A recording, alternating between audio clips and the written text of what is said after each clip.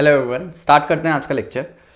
आज के लेक्चर में हम एक बहुत ही इंपॉर्टेंट टॉपिक डिस्कस करने वाले हैं जिसका नाम है projectile motion. Exam point of view से भी और एप्लीकेशन पॉइंट ऑफ व्यू से भी ये टॉपिक बहुत ही इंपॉर्टेंट होने वाला है। एंड इस वीडियो के बाद आप इस टॉपिक से रिलेटेड जितने भी क्वेश्चन, जितने भी क्वेरीज आपको पूछी जाएंगी, आई होप आप उनको सॉल्व कर पाएंगे। So easily step by step देखते हैं बेसिक कॉन्सेप्ट प्रोजेक्टाइल मोशन के पीछे, एंड एक एक करके सारे फॉर्मूला, सारे टाइम ऑफ फ्लाइट, रेंज, जितनी चीज़ें आपसे पूछी जाती है सब इजीली हम स्टेप बाय स्टेप वहां तक पहुंचेंगे। राइट, सो स्टार्ट करते हैं हम आज का lecture which is projectile motion. So पहले हम बात कर लेते हैं प्रोजेक्टाइल मोशन कब और क्यों बोला जाता है। हम कोई भी ऑब्जेक्ट है, हम उसको जब थ्रो करते हैं ऊपर, फ्लाइट, ठीक है, किसी बॉडी, हम बॉल थ्रो करते हैं। बेसिक एग्जांपल इसका क्रिकेट में हम बॉल थ्रो करते हैं, राइट। फील्डर बॉल थ्रो करता है। आप कोई भी जब आप गेम खेलते हो बॉल पासिंग वाला, आप बॉल थ्रो करते हो अपने हाथ से या किक मार के, राइट। उस टाइम पे क्या होता है एक्चुअली में, जो चीज़, उस जो बॉडी है जिसको आप थ्रो कर रहे हो, बेचारी ऊपर जाती है एक हाइट तक, उसके बाद नीचे आती है, राइट। क्रिकेट बॉल में आप बॉल थ्रो करते हो, बैट्समैन शॉट मारता है, ऊपर जाता है एक टॉप लेवल पे, नीचे आता है, राइट। तो ये सारी चीज़ें हो रही होती है, तो उस बॉडी को हम प्रोजेक्टाइल बोलते हैं, उस बॉडी को हम प्रोजेक्टाइल बोलते हैं। एंड जो मोशन कर रही है हवा में, उसको प्रोजेक्टाइल मोशन बोला जाता है, राइट। सो आप देखते हैं हम नेक्स्ट क्या है इसके आगे। देखो, हम लोगों ने वेक्टर्स अच्छे से पढ़े थे, ठीक है। एंड प्रोजेक्टाइल मोशन मैंने आपसे क्या डिस्कस करा, कोई भी एक ऑब्जेक्ट है, मान लो ये रेड कलर का ऑब्जेक्ट है, आपने इसको क्या करा है, थ्रो करा है। एंड ये कैसे मोशन करता है, ये ऊपर जाता है और कुछ हाइट के बाद यहाँ से नीचे आना शुरू होता है ऐसे, फिर ये ऑब्जेक्ट यहाँ तक पहुँच जाता है। ऐसे ही आप लोग थ्रो करते हो, मतलब आपने क्या किया, जो मैं ग्रीन पेन से बना रहा हूँ, इस तरफ किसी वेलोसिटी से थ्रो करा है, इस डायरेक्शन में वेलोसिटी से थ्रो करा है। स्ट्रेट तो डायरेक्शन में आप थ्रो नहीं करोगे, थोड़ा हाइट देके थ्रो करोगे ना, राइट। स्ट्रेट थ्रो करोगे तो वो तो ऐसे निकल जाएगी ग्राउंड में रोल करते हुए, राइट। इसीलिए हमने किसी एक थीटा एंगल में थ्रो किया। ग्राउंड से आपको कोई थीटा एंगल में थ्रो करना पड़ेगा। अगर आप किसी थीटा एंगल में थ्रो नहीं करोगे, ग्राउंड में ही थ्रो कर दोगे, तो बॉडी फ्लाइट कैसे लेगी, ये तो सबको समझ आया। तो प्रोजेक्टाइल मोशन की बहुत बड़ी कंडीशन क्या है कि सर एक थीटा एंगल बनाना चाहिए उसको ग्राउंड से। थीटा एंगल नहीं बनाएगा तो सर ऊपर कैसे जाएगी बॉल, तो आपको किसी थीटा एंगल से फेंकना है उस बॉल को, राइट। अब दूसरी चीज क्या है, देखो, तो आपने फेंक दी और ये बॉल ऊपर गई और नीचे आ गई, तो ये बॉल ने जितना डिस्टेंस कवर किया ना, राइट, जितना डिस्टेंस कवर किया हॉरिजॉन्टली, इसको हम बोलते हैं उसकी रेंज, कि कितने रेंज तक आपने वो बॉल फेंकी है। अगर फील्डर ने बॉल को थ्रो करा है, ठीक है, थ्रो फेंका है, तो कितनी दूर फेंका है उसको हम रेंज बोलते हैं, राइट। और कभी कभी बैट्समैन जब शॉट मारता है तो हम बोलते हैं कितना हाइट उसने, मैक्सिमम हाइट उसने कितनी गेन करी है, इसको बोलते हैं क्या, मैक्सिमम हाइट, या हाइट ऑफ द फ्लाइट भी बोल सकते हैं, राइट। एंड ये पूरा प्रोजेक्टाइल होने में, इतना रेंज कवर करने में जितना टाइम लगा, उसको हम टाइम ऑफ फ्लाइट बोलते हैं, उसको हम टाइम ऑफ फ्लाइट बोलते हैं। ये तीन बहुत ही इंपॉर्टेंट चीज़ें हैं जिनको मैं बॉक्स में रख रहा हूँ। एक तो मैक्सिमम हाइट, सर जितना ऊपर एक प्रोजेक्टाइल जाता है। एक टाइम ऑफ फ्लाइट, सर जितना टाइम लगा उसको ऊपर जाके पूरा नीचे आने में, पूरा प्रोसेस होने में। और सर रेंज, कितना डिस्टेंस, हॉरिजॉन्टल डिस्टेंस सर कितना कवर किया उसने। आई होप आपको ये तीन चीज़ें समझ आई होगी थ्योरेटिकली होती क्या है। अब इस पर थोड़ा काम करते हैं, राइट। मैं फिर से क्या करता हूँ, एक रेड कलर का ऑब्जेक्ट है, इसको मैं ऐसे ऊपर थ्रो कर रहा हूँ। अभी आगे का प्रोसेस देखेंगे। ऊपर थ्रो करा मैंने और ये ऐसे जाके प्रोजेक्टाइल मोशन में होके यहाँ तक पहुँच गई, ठीक है। मैं क्या करूँगा, अब एक्सिस बनाऊँगा, दो एक्सिस, एक ये वाई एक्सिस हो गया मेरा और ये एक्स एक्सिस हो गया ग्राउंड वाला, ठीक है। कोई भी आप एक्स वाई किसी को भी मान सकते हैं। अब हमने क्या बात करी थी, कुछ ना कुछ एंगल तो हो गई, किसमें, वेलोसिटी, जो जिस वेलोसिटी से आपने थ्रो करा और ग्राउंड से वो कुछ एंगल बनाएगा जिसको मैंने थीटा मान लिया। ये बहुत ही इंपॉर्टेंट एंगल है।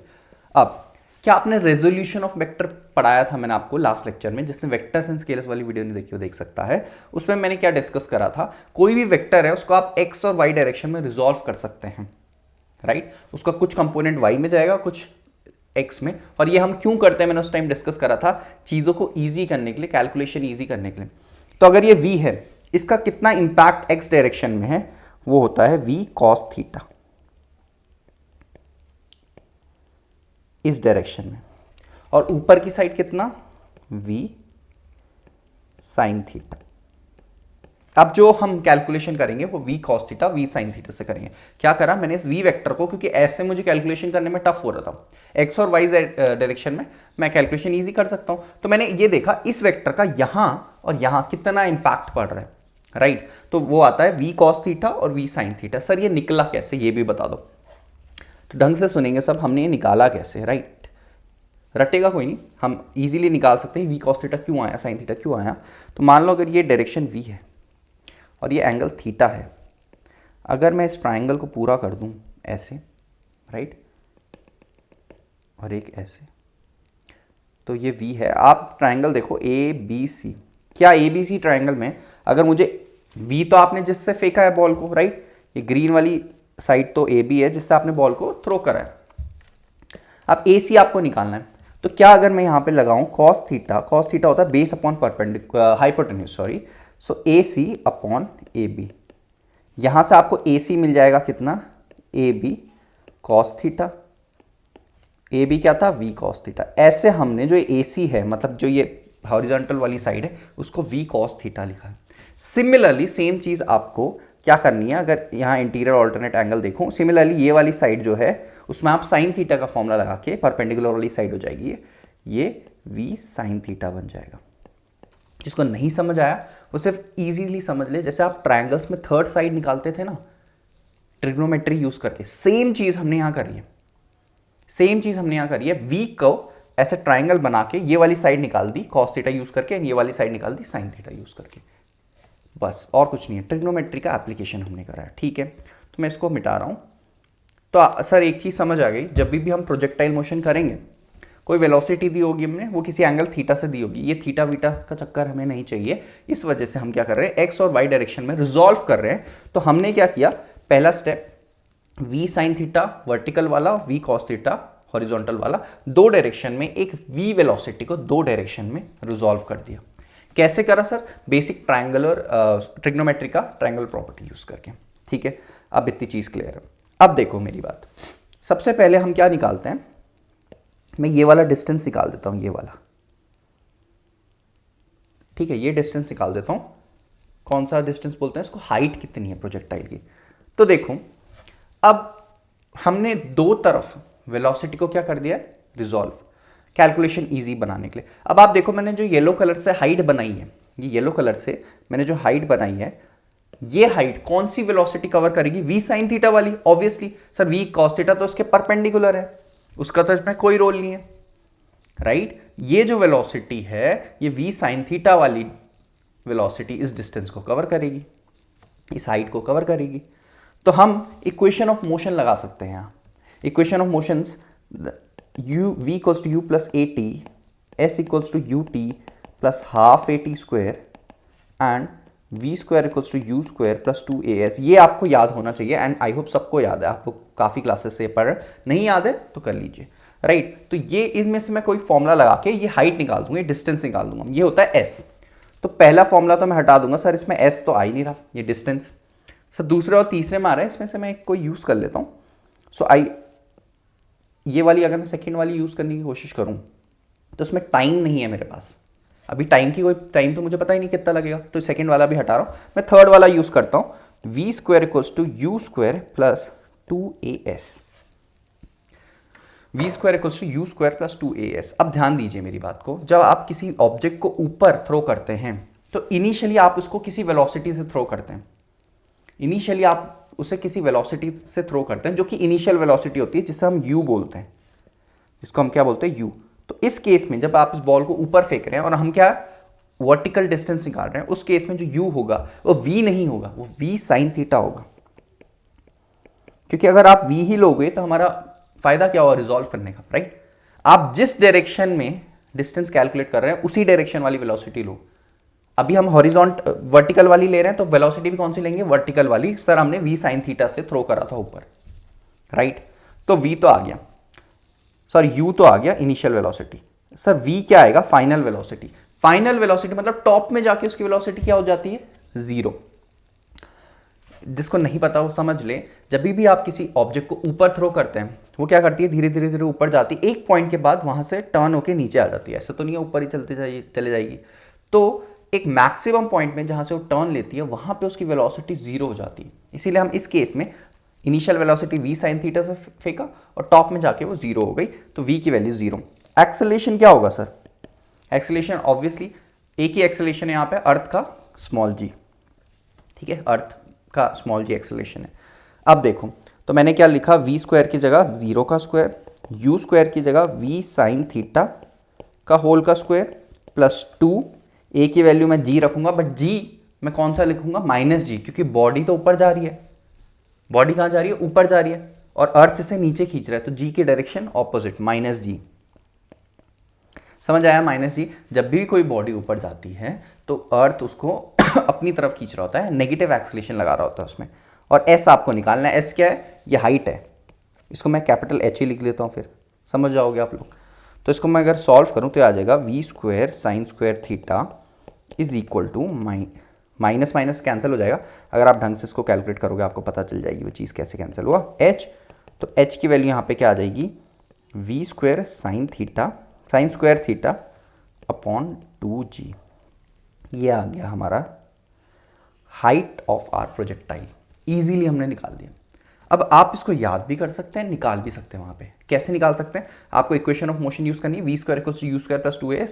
सर हमें मैक्सिमम ये वर्टिकल हाइट निकालनी है, तो सर वेलोसिटी भी मैं वी कॉस थीटा ये वाली क्यों लूंगा, मैं परपेंडिकुलर वाली वेलोसिटी लूंगा, जो वाई डायरेक्शन वाली हाइट निकालनी है ना आपको, तो आप वेलोसिटी भी वाई वाली ही लोगे, वी साइन थीटा, और फाइनल वेलोसिटी से जीरो हो जाती है ऊपर जाके। तो ऐसे करके मैंने फॉर्मूला लिखा दिया। एक बार चेक कर लेता अगर हमारा फॉर्मूला सही है या गलत। Height, maximum height of projectile का फॉर्मूला बिल्कुल सही है, ठीक है, यही आपका फॉर्मूला आएगा कैलकुलेट करके। हमने इजीली कैलकुलेट कर दिया। अब नेक्स्ट, आई होप ये सबको समझ आ गया होगा। मैं इसको इरेज कर रहा हूँ, ठीक है, और ये फॉर्मूला हमारे पास रहेगा, आप लोग नोट कर सकते हो, स्क्रीनशॉट ले सकते हैं, एंड आपकी हर बुक में ये फॉर्मूला आपको डेरिवेशन भी मिल जाएगी, फॉर्मूला भी मिल जाएगा। बट मैं आपको बता रहा हूँ ये निकलता कैसे है। अब चलो ये चीज़ क्लियर हो गई कि आपने हाइट कैसे निकाली, ठीक। अब आपको निकालना है क्या निकालना है आपको? टाइम कितना लगेगा सर? टाइम भी तो ज़रूरी है। तो देखो टाइम के लिए भी मैं क्या करता हूँ, मैं पहले टाइम निकाल देता हूँ, इस बॉल को ऊपर जाने में कितना टाइम लग रहा है, इस पॉइंट से टॉप पोस्ट पॉइंट में ऊपर जाने में मेरी बॉल को कितना टाइम लग रहा है, फिर मैं निकाल दूंगा इसको नीचे जाने में कितना टाइम लगेगा, राइट। ऊपर जाने में कितना टाइम लग रहा है, नीचे जाने में कितना, उसको ऐड करके टोटल आ जाएगा।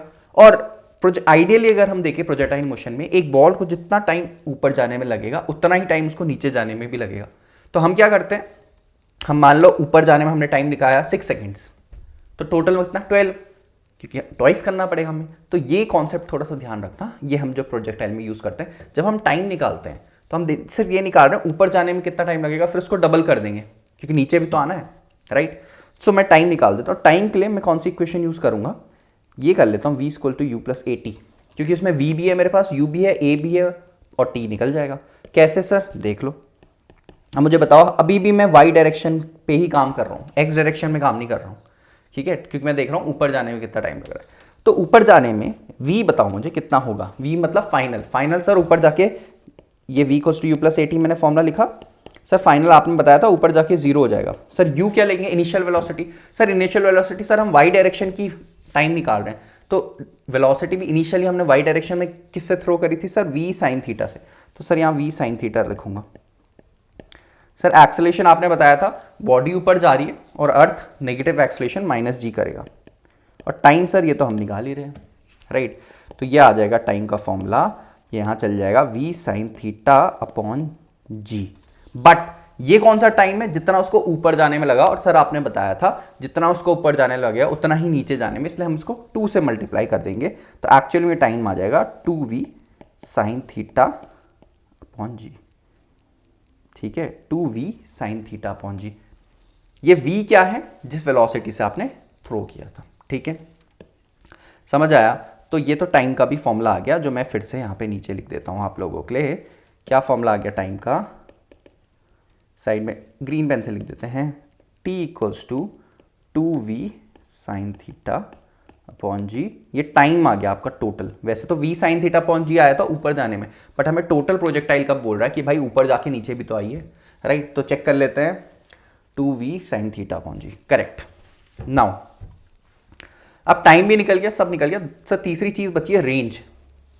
रेंज कितनी होगी इसकी, हॉरिजॉन्टल रेंज। अब इस बार देखो, जब आपने मैक्सिमम हाइट निकाली तो आपने वर्टिकल वाली वेलोसिटी ली, जब आपने ये निकाला वर्टिकली इसको ऊपर जाने में कितना टाइम लग रहा है, तो भी आपने वर्टिकल वाली वेलोसिटी ली। अब आपको निकालना है रेंज। रेंज मतलब आपको निकालना है ये कितना डिस्टेंस ट्रैवल किया, मतलब हमें क्या निकालना है, हॉरिजॉन्टल डिस्टेंस। तो इस बार मैं जो वेलोसिटी होगी वो भी अपनी हॉरिजॉन्टल कंपोनेंट वाली वेलोसिटी लूंगा, इसीलिए हमने उसको रिजॉल्व करा था ताकि इजी कैलकुलेशन हो जाए। तो इस डायरेक्शन में मैं कौन सा फॉर्मूला यूज कर सकता हूं, मैं डायरेक्टली यूज कर सकता हूं कौन सा फॉर्मूला मैं डायरेक्टली यूज कर सकता हूं, speed is equal to distance upon time. Speed is equal to distance upon time,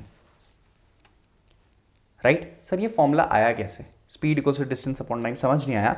तो देखो, अगर आप सेकेंड इक्वेशन ऑफ मोशन देखें, मैं सेकेंड इक्वेशन ऑफ मोशन यहां अप्लाई करूं, अगर ध्यान दीजिएगा, अगर मैं सेकेंड इक्वेशन ऑफ मोशन यहां पे अप्लाई करूं, हॉरिजॉन्टल डिस्टेंस की बात कर रहा हूं मैं, तो मैं कैसे करूंगा, सेकेंड इक्वेशन में motion s equal to u t plus half a t square, ये हो रहा है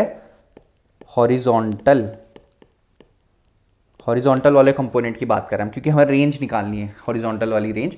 तो मैं बाकी वेलोसिटी नहीं लूंगा और वेलोसिटी सब गायब, सिर्फ v cos थीटा के साथ काम करूंगा मैं, ठीक है, क्योंकि हमने रिजॉल्व कर दिया है, सब एक्सेस को अपनी अपनी वेलोसिटी दे दी है। तो आप बताओ s तो वो रेंज है कि कितना डिस्टेंस, वो जो हमें कैलकुलेट करनी है।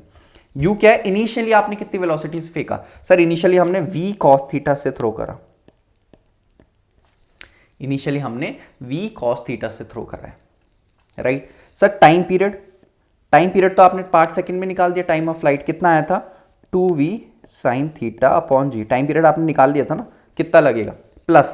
अब ये वाला पार्ट ना जीरो हो जाएगा। सर क्यों जीरो, क्योंकि एक्सेलेरेशन है ही नहीं यहाँ कोई, हॉरिजॉन्टल डायरेक्शन में कोई एक्सेलेरेशन नहीं। आप बोलोगे सर अर्थ की वजह से एक्सेलेरेशन वर्टिकली होता है, हॉरिजॉन्टली नहीं। जो जी है वो वर्टिकली लगेगा, हॉरिजॉन्टली कोई भी एक्सेलेरेशन या एक्सेलेरेशन जीरो होने की वजह से ये क्या हो जाएगा, ये वाला सेगमेंट हमारा कैंसिल हो जाएगा जो ब्लू कलर से मैंने बनाया है, क्योंकि ए जीरो तो द टर्म इज जीरो, इसीलिए हम इसको directly speed equal to distance upon time भी फॉर्मूला यहीं से आया, राइट।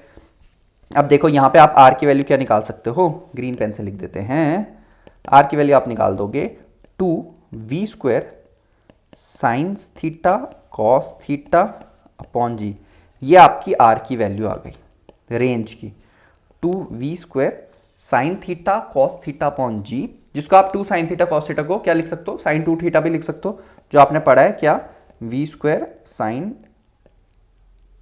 2 theta upon g. मैं एक बार चेक कर लूं, v square sine 2 theta upon g, तो ये आपका रेंज का फॉर्मूला भी आ गया, ठीक है, ये आपका रेंज का फॉर्मूला भी आ गया।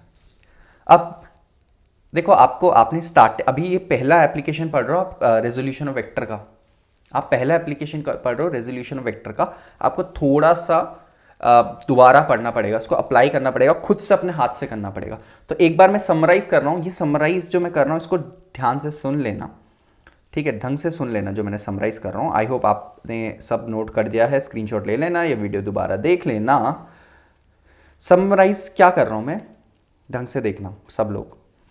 देखो, कोई भी अगर बॉडी है ना, इसको आप v वेलोसिटी से हॉरिजॉन्टल में ये वेलोसिटी थीटा एंगल बना रही है, आप इसको किसी बॉडी को थ्रो कर रहे हो, तो आपको इमेजिन हो जाएगा कि वेलोसिटी से ये बॉडी ऐसे जाएगी ऊपर, फिर उसके बाद जू जू जू करके नीचे चल जाएगी, ठीक है, ये आपको पता है। सर आपने हमें बताया ये वेलोसिटी जितना हाइट गेन करती है उसको हम h बोलते हैं, हाइट ऑफ द फ्लाइट, और सर जितना ये मैक्सिमम ग्राउंड डिस्टेंस कवर करेंगे ना उसको रेंज बोलते हैं सर r, ये आपने बता दिया है।